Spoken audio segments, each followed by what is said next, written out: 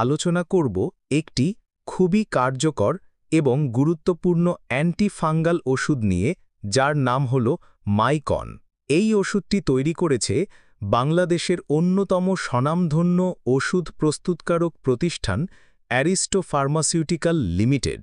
মাইকন একটি topical antifungal cream, যার generic নাম হল মাইকোনাজল 2%।